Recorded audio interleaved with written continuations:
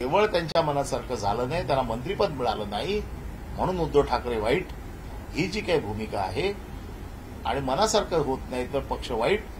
आणि आता हा विषय इतक्या वर्षानंतर इतके दसरे झाले, आतापर्यंत हा विषय कधीच आला नाही. नेमका मुंबई महानगरपालिका आता येते, स्थानिक स्वराज्य संस्थांच्या निवडणुका येत आहेत, अशा वेळेला नेमका विषय का, हे आता लोकांचं लक्ष विचलित करायचं. अतिवृष्टी चालू आहे, मदत मिळत नाही शेतकऱ्यांना, शेतकरी हवाल दिलाय. अशा वेळेला शेतकऱ्यांच्या या सगळ्या प्रश्नांपासून लक्ष बघा, सध्या 2 दिवस हेच चाललंय आणि अशा प्रकारचे विषय बाहेर काढून लोकांचं लक्ष विचलित करायचा डाव आहे.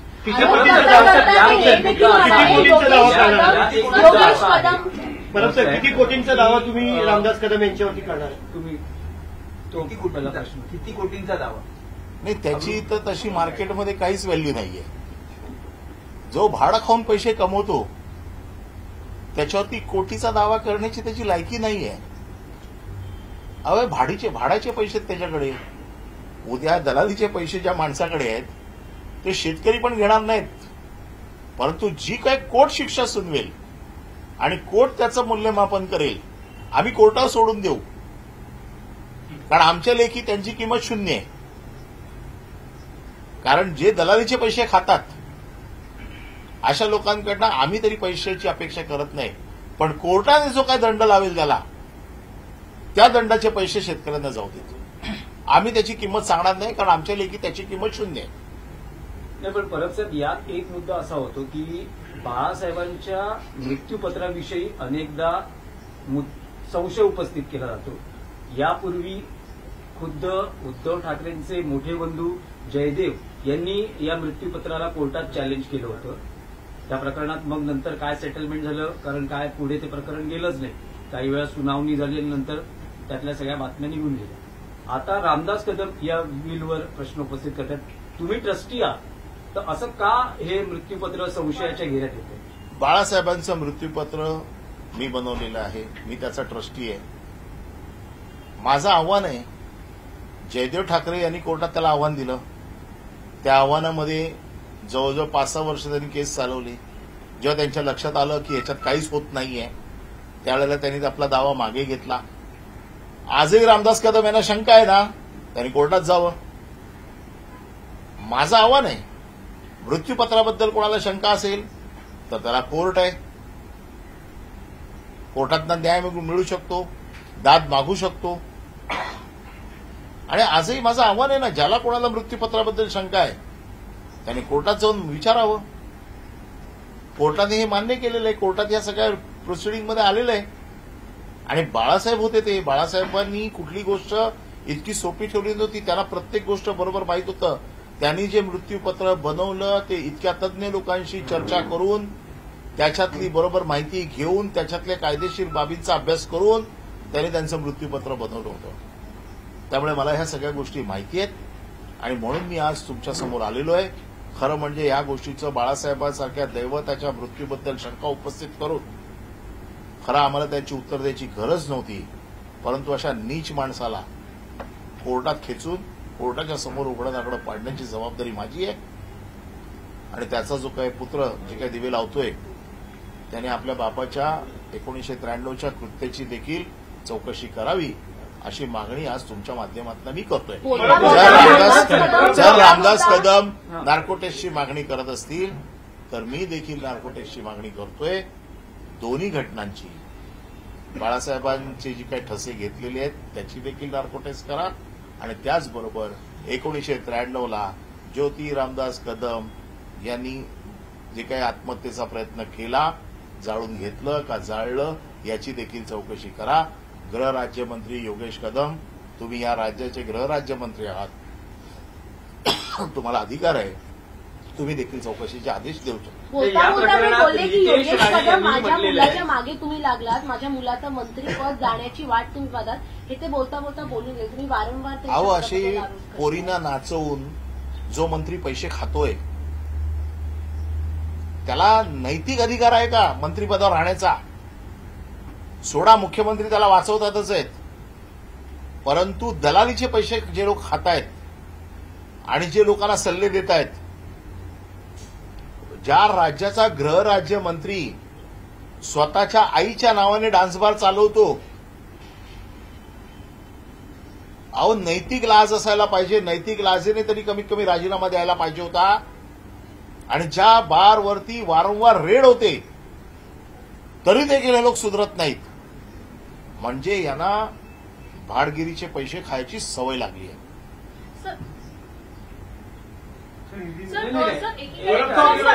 नितेश राणेंनीही म्हटलं आहे काल याच सगळ्या विषयावर. नितेश राणेंनी म्हटलं की स्वित्झर्लंडहून कोण येणार होतं, 2 दिवस का थांबले, ते नेमकं काय आहे?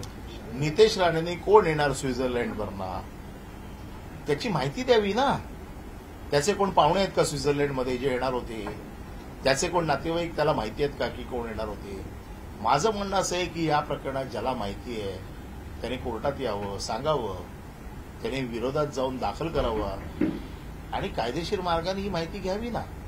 केवळ आरोपाचे बाण सोडायचे आणि लोकांचं लक्ष विचलित करायचं, असं करण्यापेक्षा तुम्ही अॅफिडेव्हिटवरती लिहून द्या, कोर्टात जा आणि सांगा ही माणसं येणार होती, यांची ही तिकीट आहेत, हे या पार्टीशी संबंधित आहेत, काय असेल ते तुमच्याकडे माहिती तुम्ही द्या ना. आणि बाळासाहेबांच्या मृत्यूबद्दल जर नितेश राणेला शंका असेल तर त्याने कोर्टात जावं. सर एकीकडे राज ठाकरे उद्धव ठाकरे एकत्र या संदर्भात चर्चा सुरू आहे, तर दुसरीकडे अशा पद्धतीनं एक इमोशनल पार्क पुन्हा एकदा उघडण्यात आले. मला वाटतं स्थानिक स्वराज्य संस्थांच्या निवडणुकीच्या पार्श्वभूमीवर हा मुद्दा उपस्थित करण्यात आला. स्थानिक स्वराज्य संस्थांच्या निवडणुका आल्या आहेत आत्ता आणि त्याच तोंडावरती हा मुद्दा येतोय. बाळासाहेबांना जाऊन आज 16 वर्ष झाली, 14 वर्ष झाली. 14 वर्षामध्ये हा मुद्दा कधी आला नाही, हा मुद्दा आता येतोय. म्हणजे निवडणुकींच्या तोंडावरती असे मुद्दे घेऊन यायचे, उद्धव ठाकरेंना बदनाम करायचं, ही त्याच्या मागची रणनीती आहे. राज ठाकरे उद्धव ठाकरे एकत्र आले तर आपला सुपडा साफ होईल, ही भीती आहे त्यांच्या मनात. आणि ह्या भीतीच्या पाठी हे सगळं चालू आहे असं आमचं म्हणणं आहे. भरत साहब, हिंदी में आप बताएं, 13 साल के बाद क्या जरूरत पड़ी अचानक बाला साहब ठाकरे के इस संगीन मामले को उजागर करने की या उस पर आरोप लगाने की? हमने शुरुआत में ये कहा है कि ये जो हरकत उन्होंने की है इसको हमारे मराठी में नीचपना कहते हैं. इसलिए क्योंकि बाला साहब को हम हमारे दैवत मानते हैं और उनके मृत्यु के बारे में आज 13-14 साल के बाद में सवाल उठाना ये राजनीति का भाग है. स्थानीय स्वराज्य संस्थान की इलेक्शन आ रही है. इस इलेक्शन में उनको मालूम है कि अपना सुपड़ा साफ होने वाला है और इसलिए ऐसे इश्यू को आगे लाके लोगों का ध्यान जो बेसिक इश्यूज हैं, आज आपको मालूम है जो किसान जो आज उनकी जो हालत है वो इतनी खराब है, उनको गवर्नमेंट कोई मदद नहीं दे रही है, उनके बारे में कुछ सोच नहीं रही है. ऐसे सब इशू को छोड़ के मेन इशू से लोगों का ध्यान दूसरी तरफ जाना चाहिए, इसलिए ये उठाया हुआ मुद्दा है. रामदास कदम इन्होंने जो मुद्दा उठाया है तो मेरा यही कहना है, मैं इसलिए आज इसको जवाब दे रहा हूं क्योंकि मैं इस विभाग का विभाग प्रमुख हूं, मैं शिवसेना नेता भी हूं और मैं बाला साहब के विल का एग्जीक्यूटर भी हूं. तो इस बारे में सबसे अच्छी जानकारी मेरे अलावा किसी को नहीं है. मैं वहां पर 24 घंटे वहां पर मौजूद था. ये सब जो इंसिडेंट्स जो हुआ, बाला साहब जाने से पहले भी कुछ दिन से मैं वहीं पर था और मैं ये जानता था वहां पर आने वाले लोगों की संख्या भारी मात्रा में थी. वहां पर डॉक्टरों का पूरा पैनल था, एक डॉक्टर नहीं था, डॉक्टरों का पैनल था. और जब तक डॉक्टरों का पैनल ये डिसाइड नहीं करता है और ये डिक्लेयर नहीं करता है कि बाला साहब की मृत्यु हो गई है, दूसरे किसी को ये अधिकार नहीं है कि उनकी मृत्यु हो गई है ये बताने की. उसके बावजूद भी एक मुद्दा ऐसे आता है कि कोई भी बॉडी बिना मॉर्चुरी के या बिना शव पेटी के 2 दिन रह सकती है क्या, रख सकते हैं क्या, इतना बेसिक तो नॉलेज होना चाहिए। तो ये बेसिक नॉलेज भी नहीं है, लेकिन जानबूझ के ये सब कहा जा रहा है। आज रामदास कदम ने कहा है कि मेरी नार्को टेस्ट करो, हम भी चाहते हैं कि इसकी नार्को टेस्ट होनी चाहिए। बाला साहब के मृत्यु के बारे में अगर कोई शंका ले रहा है तो कि महाराष्ट्र के मन में कोई शंका नहीं होनी चाहिए, ये नार्को टेस्ट होनी ही चाहिए। लेकिन मेरी शिवसेना की तरफ से आज और एक नार्को टेस्ट की मांग है। 1993 में ज्योति रामदास कदम इन्होंने खुद को जलाने की कोशिश की थी, आत्महत्या करने की कोशिश की थी। यह आत्महत्या थी या उनको जलाया गया, खेड़ में किस किस के बंगले बन गए, कौन से झगड़े में ये सब हुआ, और इसको जलाया या जला के लिया, इसकी भी नार्को टेस्ट होनी चाहिए।